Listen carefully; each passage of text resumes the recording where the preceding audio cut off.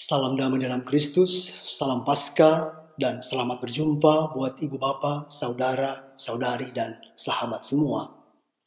Sokrates, seorang filsuf Yunani kuno, pernah berpikir dan berkata demikian.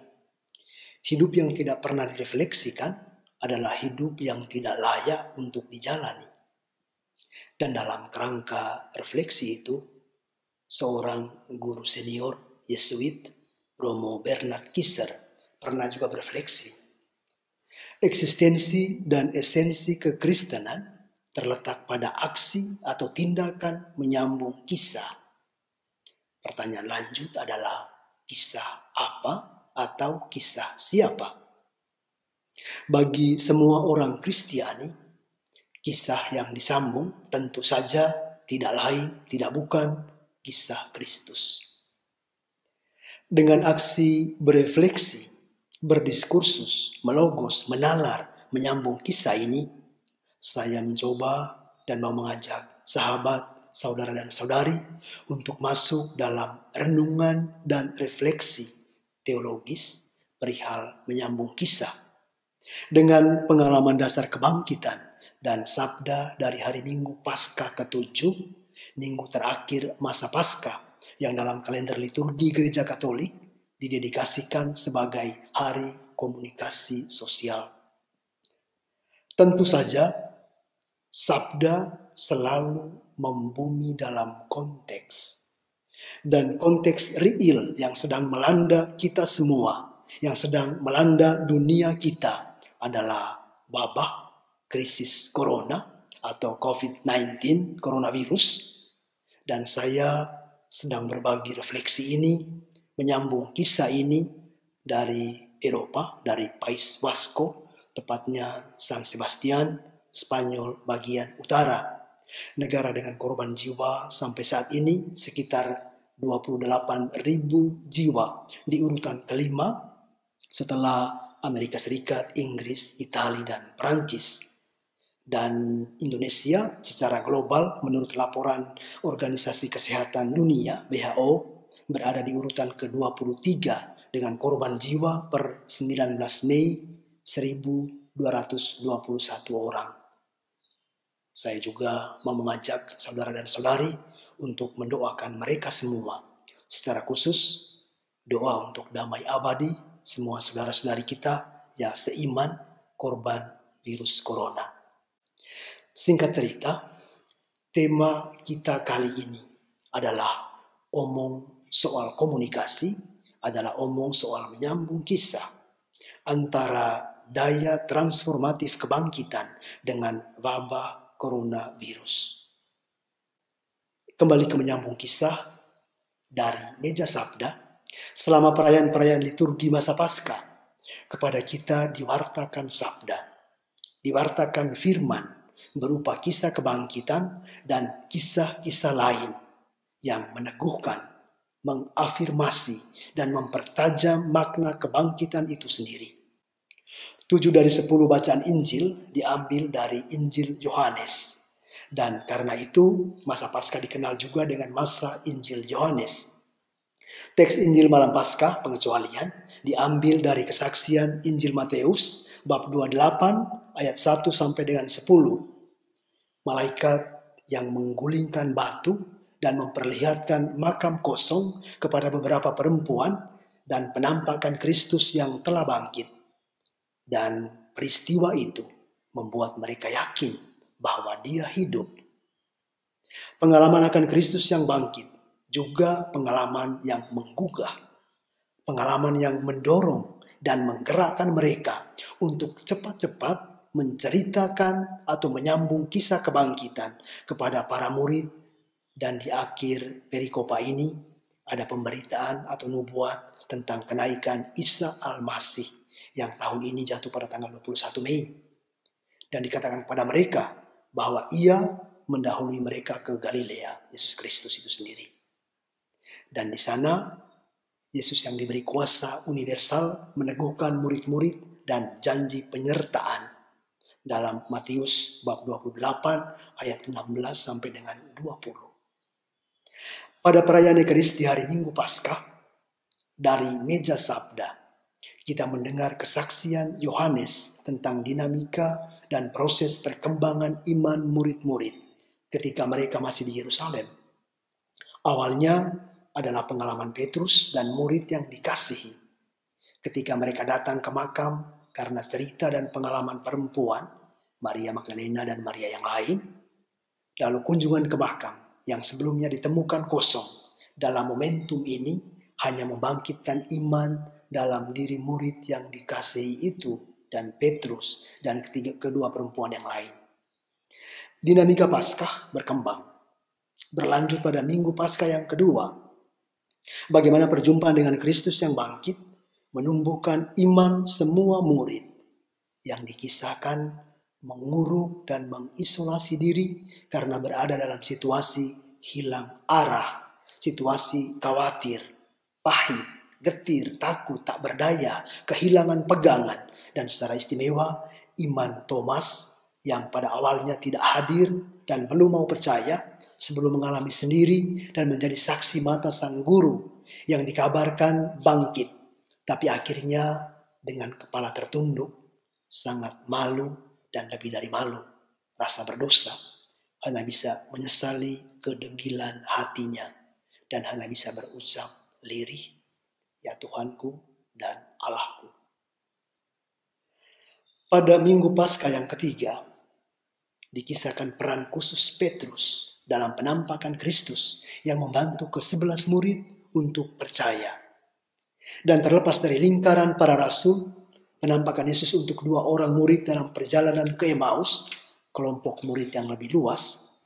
Dan di sini saya mengajak sahabat, saudara dan saudari untuk berhenti sejenak, berefleksi, berdiskursus, dan melogos peristiwa menarik soal proses ketergerakan dan ketergugahan.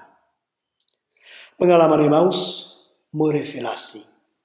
Pengalaman Emmaus mengundang dan mengajak kita untuk melihat minimal 4 poin utama perjalanan iman pribadi kita dengan Kristus yang bangkit.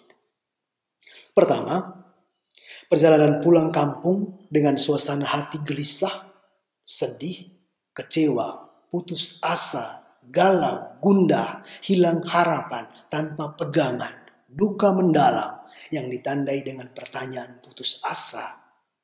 Adakah engkau satu-satunya orang asing di Yerusalem yang tidak tahu apa yang terjadi pada hari-hari belakangan ini?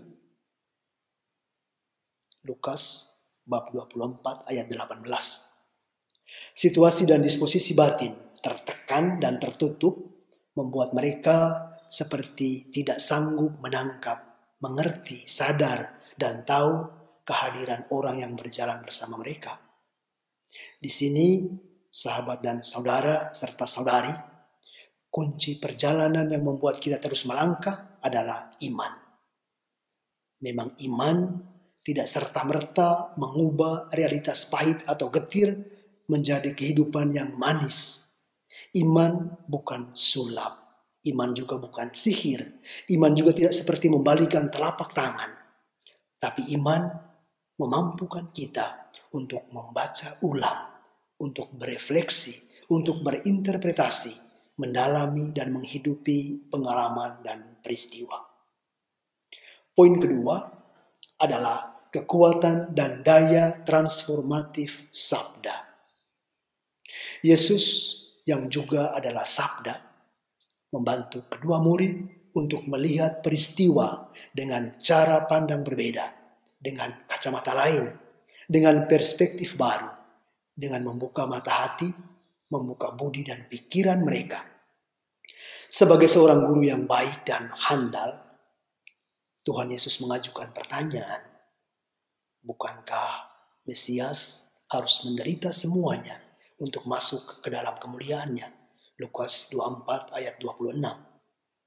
Yesus juga membuat contoh, memaparkan pengalaman, supaya kedua murid Emmaus itu sendiri berproses untuk mengerti dan memahami peristiwa tragis, tentu saja dari kacamata mereka berdua, yang baru saja dialami. Dan sang guru sendiri menuntun dan mengarahkan mereka untuk melihat semua itu selalu dalam terang sabda. Ia menjelaskan kepada mereka apa yang tertulis tentang Dia dalam seluruh kitab suci, mulai dari kitab-kitab Musa sampai semua kitab para nabi. Poin ketiga, roti yang terpecah dan kemudian dibagi-bagi, yang kita orang Katolik terima sebagai Ekaristi yang kita rayakan setiap hari. Disinilah saat paling penting. Disinilah momentum otentik. Disinilah saat fundamental ketika mata hati dan pikiran mereka terbuka. Ketika itu terbukalah mata hati dan pikiran mereka ketika Yesus yang bangkit memecah-mecah roti. Dalam Lukas bab 24 ayat 31.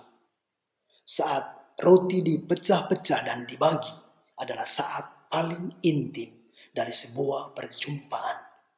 Saat penyatuan dan kedekatan eksistensial antara komunitas orang-orang beriman, antara kita dengan Tuhan Yesus Sang Guru. Poin terakhir, poin keempat adalah komunitas. Kedua murid Emmaus mengalami perubahan. Kedua murid Emmaus mengalami transformasi. Dikisahkan Lukas bahwa mereka bangun. Dalam kitab suci digunakan kata bangkit. Dan dalam terjemahan dalam bahasa Spanyol mereka menggunakan kata yang sama, bangkit, untuk kedua peristiwa ini. Kristus yang bangkit dan pengalaman Emmaus di mana kedua murid bangkit dan pergi ke Yerusalem. Saat itu juga mereka kembali ke Yerusalem untuk menyambung kisah Kristus yang baru saja mereka alami, dan kisah itu disambung kepada para rasul, kepada orang-orang yang lain. Minimal lingkarannya menjadi lebih luas. Di sini perjumpaan dengan sabda dan Ekaristi berdaya mengubah, berdaya transformatif, berdaya meneguhkan, berdaya menggerakkan, membuat orang mengambil tindakan dan membuat mereka berpikir dan merasa harus membagi, harus menceritakan, harus menyambung kisah itu dengan saudara sekomunitas. Bangkitlah mereka dan terus kembali ke Yerusalem. Dengan demikian, perikopa ini memuat 5 kata kunci, 5 kata kerja yang berimplikasi aksi atau tindakan. Pertama, berjalan, yang juga berarti bergerak. Kemudian mendengar, berefleksi, yang juga berarti interpretasi. Lalu menerima atau menyambut Kristus dalam tubuh dan darahnya dalam Ekaristi. Dan terakhir menyambung, yang juga berarti menceritakan.